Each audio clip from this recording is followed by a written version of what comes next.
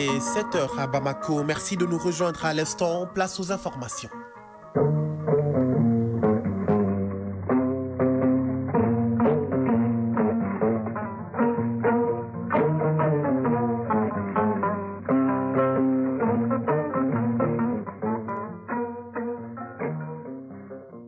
Le journal Moussa Papa Aïdara. À la une de l'actualité, le projet Mali Culture 2025 fait son porte-à-porte pour expliquer le bien fondé de l'initiative présidentielle. Une commission séjourne actuellement à Sikasso auprès des acteurs culturels et autorités traditionnelles. Dans cette édition, nous irons à la découverte du jeune Alphaki Cissé de Tombouctou. À 29 ans, c'est un grand passionné de l'agriculture. Il a déjà 4 hectares en exploitation. Il cultive le blé, le sorgho, la pomme de terre. Un rapide tour dans son périmètre maraîcher donnera des idées à plusieurs jeunes. Actualité sur la scène étrangère, le conflit dans l'est de la République démocratique du Congo. Au menu d'un sommet extraordinaire de la SADC, la réunion va notamment tenter de clarifier le sort de la force armée déployée par l'organisation dans l'est de la République démocratique du Congo en proie à un violent conflit. Cameroun, 20 personnes interpellées hier après l'assassinat de 2 chercheurs dans l'extrême nord du pays. Et puis dans l'actualité, en Cisjordanie, Israël mène une guerre militaire et économique. L'opération baptisée Mur de Fer se poursuit dans le nord de la Cisjordanie occupée. En sport football sur le continent, le Sénégalais Aliou Cissé est désormais le sélectionneur de la Libye. Hier s'est tenue également au Caire en Égypte la 14e Assemblée Générale extraordinaire de la Confédération africaine de football. Autre actualité qui sera décryptée dans cette édition, est-ce que vous saviez que le trafic d'influence n'est pas autorisé au Mali? Il est puni par le code pénal dans son article 243-78, puni car le trafic d'influence met en péril la transparence et l'intégrité des décisions publiques et privées. Vous allez en savoir davantage en fin de journal. Mesdames, Messieurs, bonjour et bienvenue à cette édition. Les membres du projet de lutte contre la corruption et l'enrichissement illicite composante société civile ont tenu à Bougouni une rencontre de formation et de sensibilisation sur les conséquences néfastes de la corruption et l'enrichissement illicite. L'objectif était d'inviter l'ensemble de la population de la région de Bougouni à s'engager contre la corruption et l'enrichissement illicite. Au RTM Bougouni, Abdul Karim Konaté. La transparence et l'intégrité sont des piliers essentiels pour une gouvernance vertueuse dans un pays. C'est pourquoi le projet de lutte contre la corruption et l'enrichissement illicite, l'UCID, composante société civile, a inscrit parmi ses missions la formation et la sensibilisation de la population sur les conséquences néfastes de ces maux qui freinent le développement économique de notre pays, d'où la tenue de cet atelier au bénéfice de la population de la région de Bougouni. Madame Ada Diawara, vice-présidente de la coalition des organisations de la société civile pour la lutte contre la corruption et la pauvreté. La corruption, dans toutes ses formes, compromet nos aspirations à une société équitable et transparente. C'est pourquoi cette coalition, avec le soutien de ses partenaires, s'engage résolument à sensibiliser et à outiller les acteurs de la société civile pour qu'ils soient des vecteurs de changement dans cette lutte essentielle. La lutte contre la corruption ne peut être menée par une seule entité. Elle exige une mobilisation collective, une vigilance continue et une ferme volonté d'agir ensemble. Tchakoura Sungara, chargé des programmes de la coalition des organisations de la société civile pour la lutte contre la corruption et la pauvreté. La corruption, si elle n'est pas combattue, ça détériore la qualité des services sociaux de base que les autorités sont censées fournir. L'autre aspect aussi, si on parle de corruption, il faut que les gens comprennent que s'il y a un corrompu, il y a un corrupteur. Draman Diakté, directeur de cabinet du gouverneur de la région de Bougouni. Cette belle initiative du consortium mérite notre accompagnement car elle s'inscrit en droite ligne des 3 principes qui guident les relations de coopération au Mali, à savoir le respect de la souveraineté du Mali, le respect des choix stratégiques et du choix des partenaires opérés par le Mali, la défense des intérêts vitaux du peuple malien dans les décisions prises. Rappelons que l'UCD est un projet dont la mise en œuvre est assurée par un consortium anticorruption financé par le Royaume des Pays-Bas au Mali et intervient dans 5 régions à savoir Koulikoro, Sigasso, Ségou, Bougouni et Koutiala. Bougouni, Abdul Karim Konaté, Djibril Bagayogo pour l'ORTM. Un mot de culture dans la 3e région, créer un cadre d'échange avec les autorités, les acteurs culturels et la chefferie traditionnelle du Kénidougou. C'est la quintessence de la visite d'une délégation de la Commission nationale Mali Culture 2025. La commission a rencontré les membres du vestibule des Traoré pour leur expliquer le bien fondé de l'initiative présidentielle. Compte rendu, Yoruba Diabaté.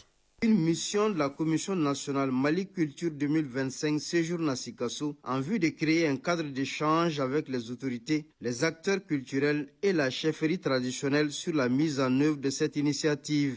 Alamuta Danyugo, directeur national de l'action culturelle. Venir vers les populations de Sikasso, échanger avec la population. Cette mission a pour objectif d'élaborer une cartographie des identités culturelles de la région, analyser les forces, les faiblesses, mais aussi les menaces qui pèsent sur l'industrie culturelle locale. Les membres du vestibule se disent prêts à accompagner les autorités dans leur dynamique de revaloriser notre riche patrimoine culturel. Abdoulaye Traoré, porte-parole du vestibule. Mieux vaut tard que jamais quand même, parce que cette idée, nous la saluons et nous la soutenons aussi pour la revalorisation de notre culture. Emmanuel Ouattara, artiste plasticien.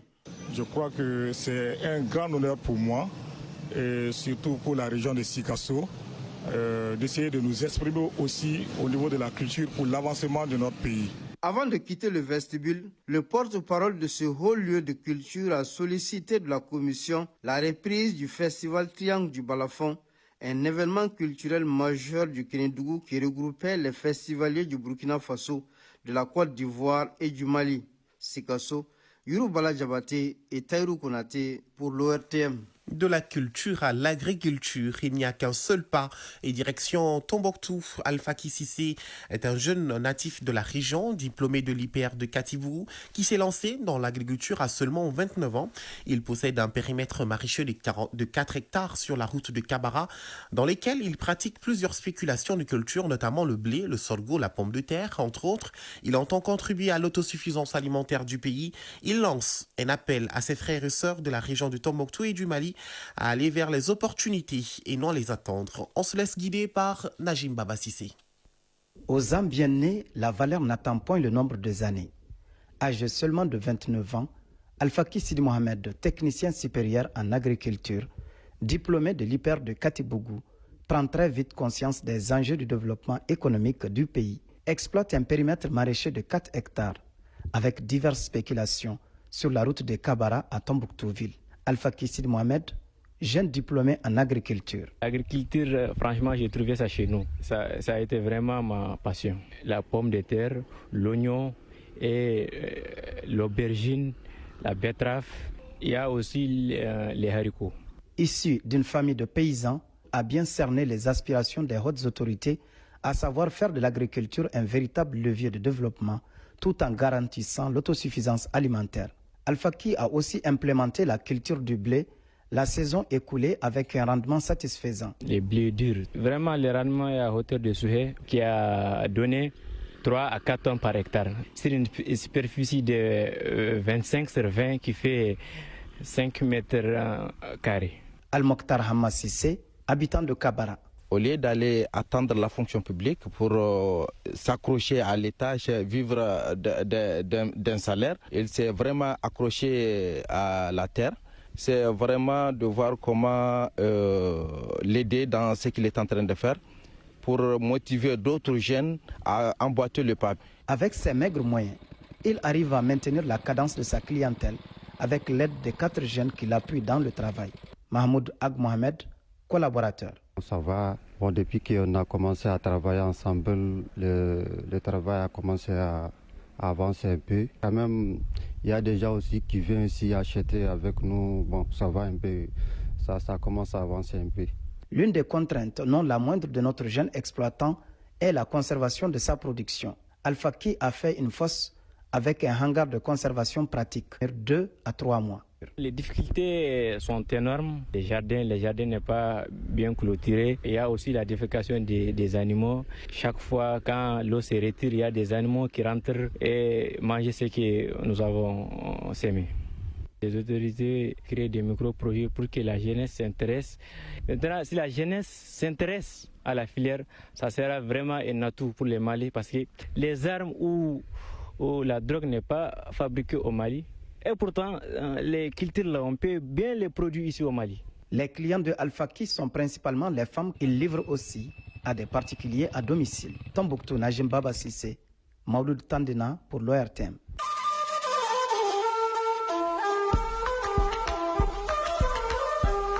AES, actualité.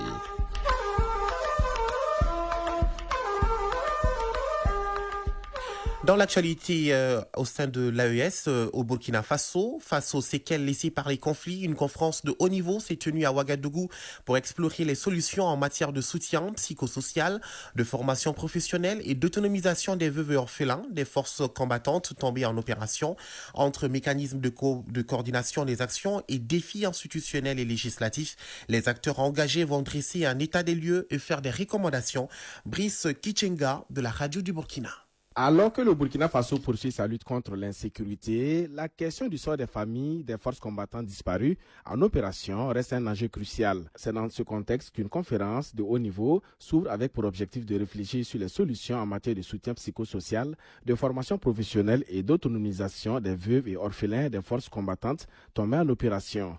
L'une des priorités majeures concerne le soutien psychologique des familles endeuillées. Selon le ministre de la Défense, la perte d'un parent ou d'un conjoint dans ce contexte de guerre entraîne souvent un choc traumatique nécessitant un accompagnement adapté. L'indépendance économique des veuves et orphelins est aussi un levier fondamental pour leur réinsertion sociale. Plusieurs initiatives seront mises en avant, notamment des formations professionnelles adaptées aux réalités locales, ajoute Célestin Semporé. Également, des défis institutionnels et législatifs persistent.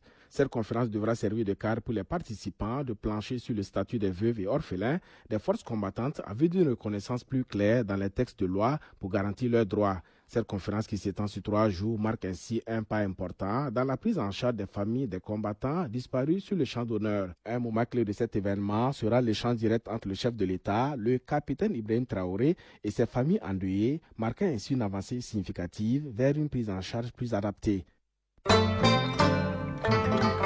Actualité internationale à présent, un sommet extraordinaire des dirigeants des pays membres de la communauté de développement d'Afrique australe, SADC, va se tenir en visioconférence ce jeudi 13 mars, présidé par Emerson Mnangagwa, le chef de l'État zimbabwéen.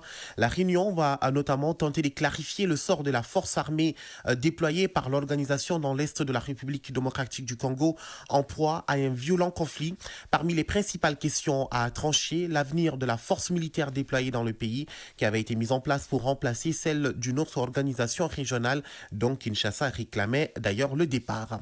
Au Cameroun, une dizaine de jours après la mort de Frédéric Mounsi et Bienvenu Bello, 2 chercheurs de l'Institut de recherche géologique et minière de Garoua, victimes de la vindicte populaire dans le village de Mbalada. 20 personnes suspectées d'avoir participé à leur assassinat ont été interpellées. Les autorités locales ont quant à elles autorisé l'exhumation des corps des victimes. Elle aura lieu donc demain vendredi. Le Cap accueille le 8e sommet Union européenne-Afrique du Sud, conjointement présidé par le président sud-africain Cyril Ramaphosa, la présidente de la Commission européenne Ursula von der Leyen, le président du Conseil européen Antonio Costa.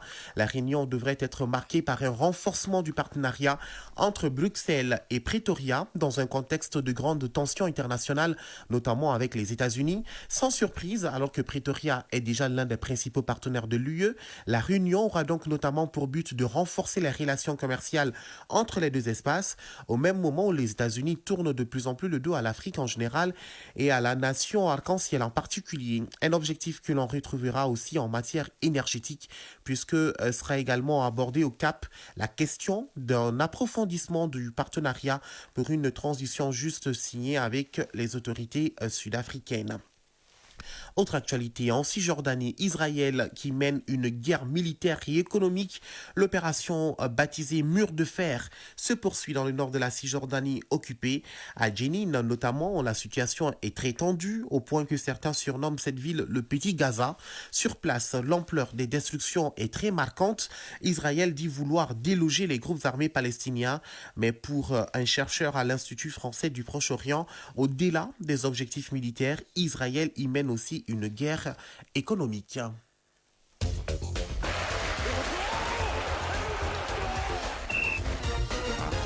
Allez, du sport à présent en football en Europe. Les qualifiés de le tableau, bien sûr, des quarts de finale de la Ligue des Champions est connu.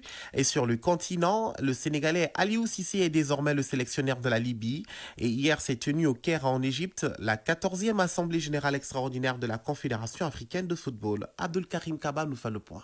Sur le continent, la Confédération africaine de football a tenu hier sa 14e Assemblée générale extraordinaire au Caire, en Égypte.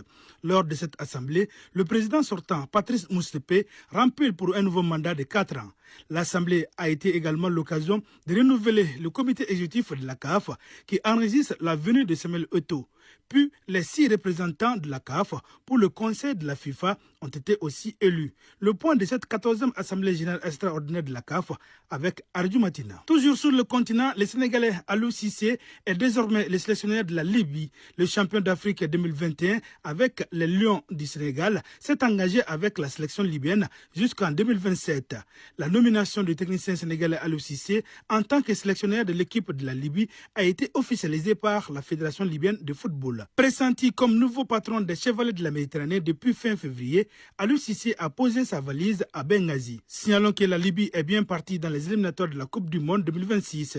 Elle affronte les 20 et 25 mars prochains l'Angola et le Cameroun, respectivement, dans le cadre des 5e et 6e journées de ces éliminatoires. En Europe, le tableau des quarts de finale de la Ligue des Champions est connu. C'est là à l'issue des 8e de finale qui ont pris fin hier. En quart de finale, il y aura le Bayern Munich jouera contre l'Inter Milan. Le FC Barcelone sera face à Dortmund. Le Paris Saint-Germain affrontera Aston Villa. L'adversaire d'Arsenal, le Real Madrid, s'est difficilement qualifié au tir au but 4-2. Les matchs allés sont prévus pour le 8 avril prochain et les retours une semaine plus tard. À présent, la leçon de sport pour terminer. La leçon de sport du jour porte sur le saut. Le saut est une épreuve d'athlétisme dans laquelle l'athlète doit parcourir la plus grande distance par un saut soit horizontal dans le cas du saut en longueur et du triple saut soit vertical avec le saut en hauteur et le saut à la perche. Dans la leçon de sport de ce jeudi, Isaac Tchenou nous explique les sauts. L'athlétisme, en tant que sport universel, offre une variété d'épreuves qui mettent en avant la force, la technique et l'agilité des athlètes. Parmi ces épreuves, les disciplines de saut se distinguent par leur diversité et leur complexité. En saut, il y a 4 familles, nous dit Adama Kone, juge arbitre argent de la Confédération africaine d'athlétisme. La famille des sauts est composée de 2 groupes. Le groupe des sauts horizontaux composé du saut en longueur et du triple saut. Le groupe des sauts verticaux composé du saut à la hauteur et du saut à la perche. Parmi les sauts, Adama Kone s'intéresse aujourd'hui au saut en longueur. L'officiel technique nous présente les installations de cette épreuve. Une fosse de sable de 9 mètres de long au moins et sur 2,85 m minimum. Sinon, jusqu'à 4,30 m au maximum pour des fosses de 2 couloirs d'élan. Après la fosse, on a une planche d'appel qui se situe de 1 mètre à 3 mètres de la fosse. Et la planche d'appel a une longueur de 1,22 m pour une largeur de 20 cm et l'épaisseur de 10 cm. Après, il y a une planche de plasticine pour laisser la trace au cas où le pied de l'athlète dépasse la planche. Et la planche de plasticine est de 10 cm de large sur 1,22 m. Il y a un couloir d'élan qui fait la largeur d'un couloir de course, 1,22 m, avec une longueur minimum de 35 mètres et qui peut aller au-delà de 40 mètres. Vous avez pour le mesurage de la vitesse du vent l'anémomètre qui est obligatoire dans une compétition officielle pour prendre la vitesse du vent. On a aussi l'horloge de concentration, là où on met le temps d'essai qui est de 1 minute pour le saut en longueur. On a un tableau d'affichage pour mettre le nom de l'athlète qui doit passer et le tour. On a 3 systèmes de mesurage homologués par World Athletic. D'abord le ruban en acier, le mesurage électronique, le mesurage par vidéo Dans le déroulement, un minimum de qualification directe existe avant la finale. Les épreuves de saut en athlétisme présentent une richesse de techniques et d'exigences physiques qui fascinent les amateurs de ce sport. Chronique judiciaire. Il vous est peut-être une fois arrivé d'utiliser illégalement ou abusivement votre pouvoir ou vos relations pour obtenir un avantage au détriment de l'intérêt public. Cela s'appelle le trafic d'influence. La pratique implique des fois l'utilisation de moyens frauduleux pour influencer les décisions, que ce soit dans les domaines politiques, économiques ou d'autres secteurs. Le phénomène n'est surtout pas autorisé au Mali. Il est puni par le Code pénal dans son article 243-78, puni car le trafic d'influence met en péril la transparence et l'intégrité des décisions publiques et privées. Découvrons les facettes du trafic d'influence dans la chronique judiciaire avec Garibo Perrault. Atteinte à l'équité, à l'honnêteté, à la droiture ou à l'intégrité, le trafic d'influence est une infraction, un délit ou un crime contre la nation, prévu dans l'article 243-78. Le trafic d'influence dans une formule imagée est un film interprété par 3 acteurs. Dr Oumar Kone, enseignant-chercheur à l'université Kourkan-Fouga de Bamako. Il y a l'intervention de 3 acteurs. Acteur 1, ça c'est le bénéficiaire. Le bénéficiaire, c'est lui qui va avoir l'avantage. Donc, c'est lui qui fournit les avantages à l'intermédiaire.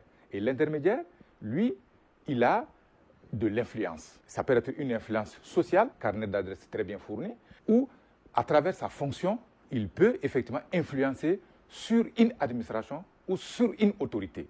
Mais le chic, c'est que ce qui se passe entre le bénéficiaire et celui qui est la personne influente, le décideur n'est pas au courant.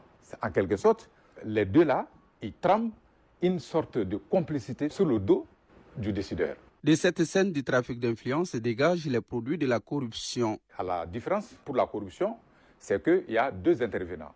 Celui qui va soit solliciter ou agréer des offres, des promesses auprès d'un décideur, notamment par exemple ce que le code dit, c'est étant fonctionnaire, c'est-à-dire une personne qui va solliciter auprès d'un fonctionnaire, de l'ordre administratif judiciaire, un expert judiciaire, un médecin, un chirurgien, afin que celui-ci accomplisse ou s'abstienne d'accomplir un acte qui relève de sa fonction. Donc il y a 2. Celui qui va solliciter, là on parle de la corruption active, mais du côté du fonctionnaire qui va soit accepter ou même solliciter, là c'est la corruption passive. Alors que dans le trafic d'influence, on a 3 intervenants. L'article 243-48 du Code pénal n'est pas tendre aux auteurs et complices. Le présent article prévoit la peine privative de liberté et une amende double de la valeur des promesses agréées. Le même article prévoit une peine d'emprisonnement de 10 ans et le Code ajoute que l'amende ne peut en aucun cas être inférieure à 100 000 francs. Punissable, le trafic d'influence est ce phénomène qui porte atteinte au principe d'égalité.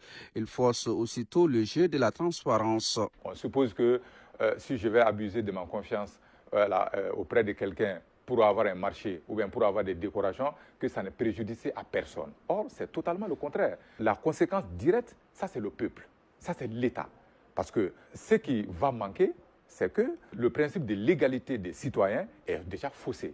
Et en plus, les sollicitations, les promesses, les avantages accordés devraient être de nature à alimenter davantage les caisses de l'État. Mais malheureusement, ce ne serait pas le cas. Donc, cela veut dire que ce soit la corruption ou le trafic d'influence, les conséquences sont énormes pour le citoyen lambda et pour l'État. Utilisé au quotidien mais méconnu par bon nombre, le trafic d'influence est une forme de terrorisme dirigé contre les décideurs. Et le constat malheureux qui se dégage, c'est que très peu d'agents échappent aux embuscades du trafic d'influence. Ainsi se referme donc cette édition présentée par Moussa Papa Aïdara, mise en onde bien assurée par Mamadou Bédialo, réalisation coordination Smandao que vous retrouverez d'ailleurs pour le journal de 13h. Merci à tous pour votre attention. Tout de suite la page météo, ensuite les avis et communiqués avec Moussa Koulibaly. Mesdames, Messieurs, prenez soin de vous et des autres et n'oubliez surtout pas, gardez le sourire quoi qu'il arrive et que le bon Dieu nous accorde les bienfaits du jeûne. Belle journée.